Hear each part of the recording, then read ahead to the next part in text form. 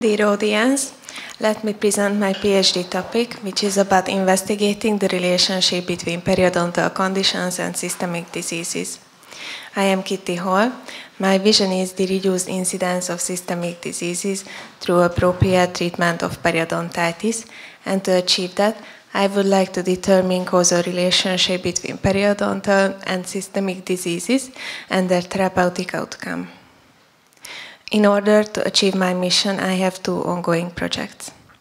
The first one is about investigating the prevalence of liver and pancreatic diseases in patients with periodontitis using the methodology of systematic review and meta-analysis. Periodontal disease is a set of inflammatory conditions affecting the tissues surrounding the teeth.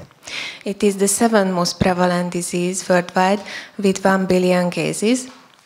And there is a wide range of oral bacteria with more than 750 species, which can reach other organs through bloodstream, ingestion, and immune cell migration, leading to extraoral consequences, so the liver and the pancreas might be damaged. It can cause chronic liver diseases, including non-alcoholic fatty liver disease, cirrhosis, hepatocellular carcinoma. It has been recently shown that there is a higher risk of non-alcoholic fatty liver disease among patients with periodontitis, and that oral pathogens can contribute to the progression and development of non-alcoholic fatty liver disease. Oral bacteria can also affect the pancreas, so Porphyromonas gingivalis and Actinobacter actinomycetam comitans can increase the cancer risk by 50%, suggesting that oral bacteria precede the development of cancer. So our aim is to establish the higher incidence of liver and pancreas diseases among patients with periodontitis. This leads us to the clinical question: does periodontitis increase the risk of liver and pancreatic system diseases? We are using general population exposed to periodontitis compared to no periodontitis, and their outcome would be prevalence of liver and pancreatic diseases. And their hypothesis is periodontitis, an inflammatory disease triggered by bacteria, can contribute to the development and progression of liver and pancreatic diseases. And their clinical implication is periodontitis might decrease the incidence of liver and pancreatic system disorders. We conducted our systematic search in 3 databases with the following search key.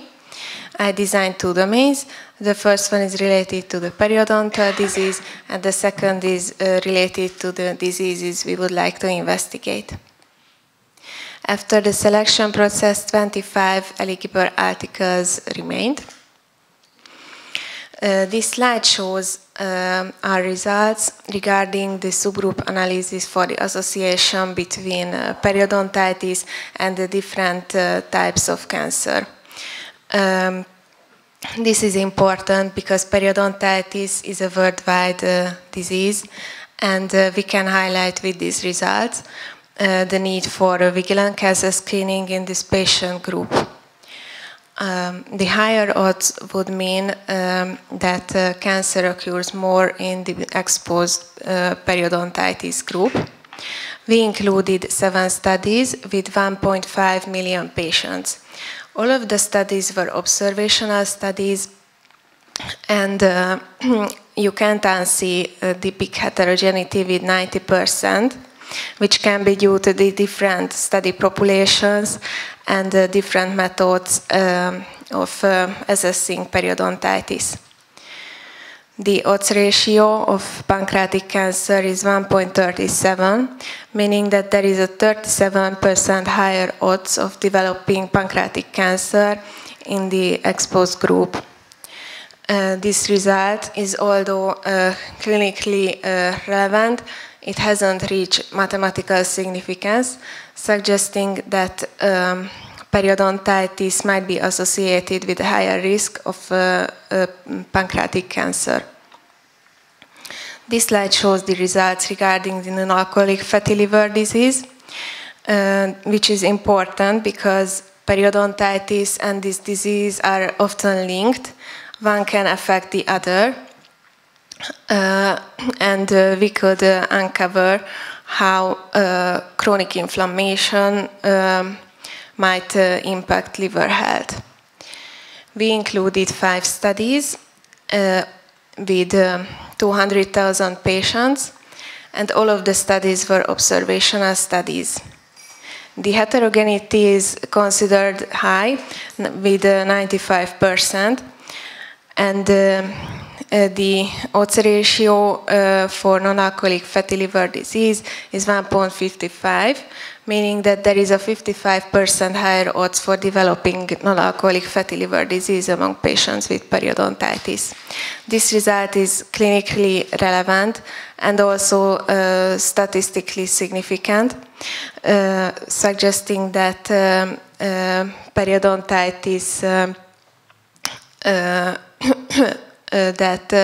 periodontitis might be associated with a higher risk of non-alcoholic fatty liver disease.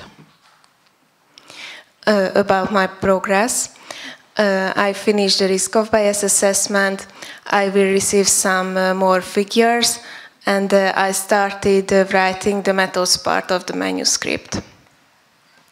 My second project is about investigating the risk factors of medication-related osteonecrosis of the jaw using the methodology registry analysis project. Medication-related osteonecrosis of the jaw affects 1 to 10% of patients using drugs like bisphosphonates, denosumab, antiangiogenic drugs, which patients receive for conditions like bone metastasis, primary bone cancer, osteoporosis, and myeloma multiplex. This is a really severe side effect, impairing with masticatory malfunction, problems with speech, swallowing, and it can affect the quality of life. And because of the severity of this disease and because of the limited treatment options, 20% of patients remain with persistent symptoms. But we can prevent that with extracting the non-restorable teeth. We can optimize the oral health, and we can educate patients about the potential risks. These risk factors can be systemic, for example, comorbidities and malignant tumors, but also can be drug-related, like IV administration or combination therapy. And some of the local risk factors are poor oral hygiene and pre-existing inflammatory dental disease. So our aim is to assess and compare the importance and co-occurrence of risk factors of the disease. In our PICO framework, we used the Italian classification, which considers the risk factors I mentioned previously. So our clinical question is, how do local risk factors influence the timing and severity of the clinical presentation of the disease? Our population would be patients with different individual risk of the condition. And we would like to compare the unsolved to no local risk factors. And their outcome would be clinical features of the osteonecrosis, including severity and staging at enrollment. And their hypothesis would be certain local risk factors increase severity and stage of the disease. And their clinical implication would be selecting high-risk patients and determining prevention options. As a summary, we are planning to submit the first project until September 2025 and the second until February 2027. I would like to finish with a quote of Albert Szent-Györgyi: "Research is seeing what everybody else has seen and thinking what nobody else has thought." Thank you for your kind attention.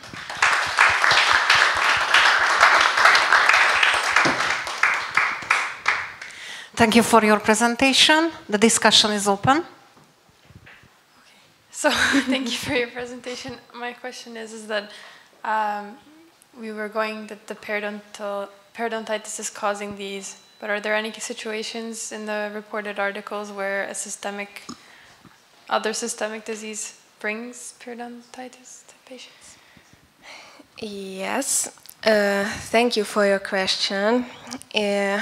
This is a complex question because we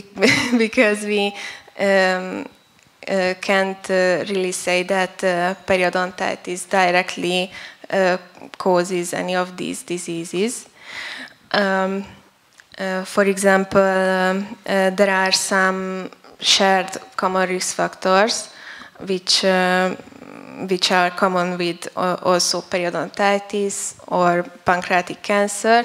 For example, the obesity, diabetes, aging, and it would be crucial to adjust to these confounding factors, but it is not really possible to completely avoid their influence. Thank you.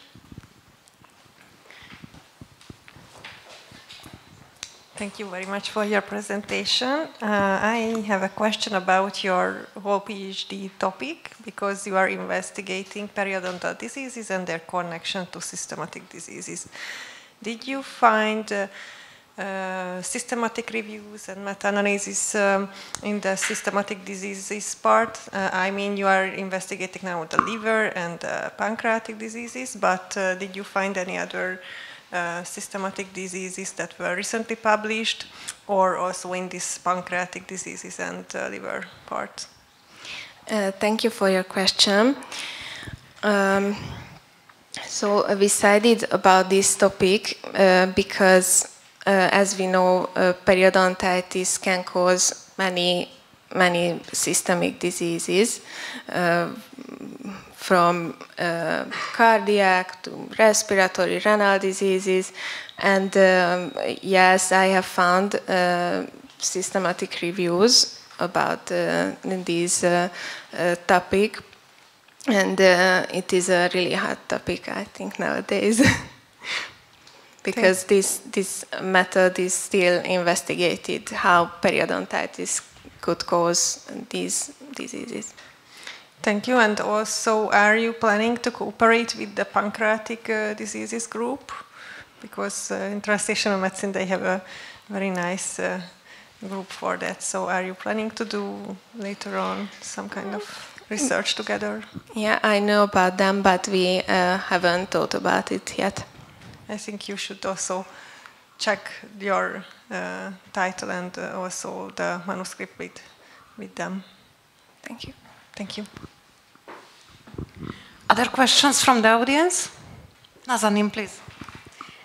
Thank you for the presentation. It was very nice. I have a question regarding the cancer part. I was wondering, like, what stage of cancer patient they are, and also if the relation between periodontitis and the cancer, if you're investigating if the cancer patient had periodontitis before having the cancer, because if it's the last stage of cancer, they might have problem with brushing their teeth and develop. Okay, thank you for your question. In my articles, there were no data regarding the stage of the cancer, but there are some evidences how periodontitis might cause cancer. For example, that periodontal pathogenic bacteria like Porphyromonas gingivalis are at higher levels in patients who later develop pancreatic cancer. And as we know, periodontitis can cause systemic inflammation. So there would be higher levels of CRP, which is a known factor for cancer development, because it can cause cell proliferation, DNA damage. Also, it can suppress the anti-tumor immune responses, even in distant organs like pancreas. I hope I could answer. That was perfect. Thank you.